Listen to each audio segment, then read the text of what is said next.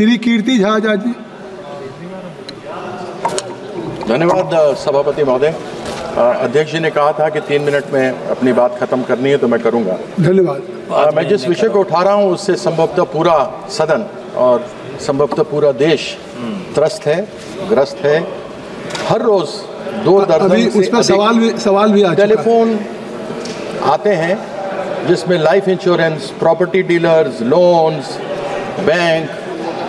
Bank services लेकर के रोज तकलीफ दी जाती है। यह और कोई नहीं कर रहा, ये सर्विस प्रोवाइडर्स के डिस्ट्रीब्यूटर पैसा लेकर लोगों को यह बांट रहे हैं, जिसमें आपका नाम, आपका पता, ऐसे सेंसिटिव जो अलग अलग इंफॉर्मेशन होता है, सूचना होती है, वह इनके माध्यम से आगे बढ़ रहा है। मैं इसी निमित्त एक 2017 में जजमेंट था जस्टिस KS पुथुस्वामी जी का versus the union of India.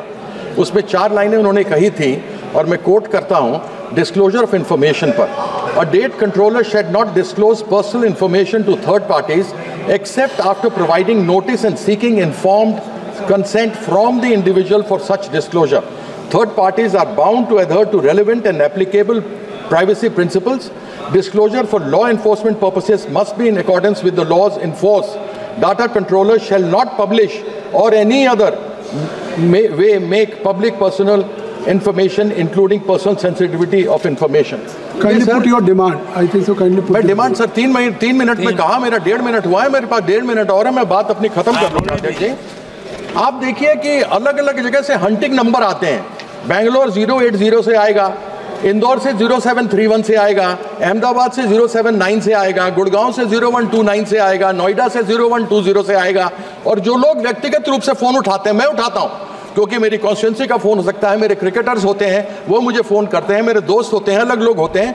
मेरे घर में, आपके घर में, यहाँ सभी लोगों के घर जाने के लिए आपको घर के बाहर घंटी बजानी पड़ती है, लेकिन कोई भी आदमी आपको फोन उठाकर आपके नाम के साथ सेंसिटिव इंफॉर्मेशन जो बेची गई है उसके माध्यम से आपको डिस्टर्ब कर सकता है। ऐसी कई जगहों पर हम अपने पार्लियामेंट के महत्वपूर्ण काम में होते हैं, हम अपने घर में पारिवारिक महत्वपूर्ण काम में हो सकते हैं, लेकिन यह एक बहुत ही अत्यंत गंभीर मामला है। और उच्चतम न्यायालय के आदेश आ जाने के बाद मैं डू नॉट डिस्टर्ब रजिस्ट्री में हूं, फिर भी telephone regulatory authority of India, यह एक टूथलेस टाइगर है, बिना दांत और बिना नाखून का नरसिम्हा है ये।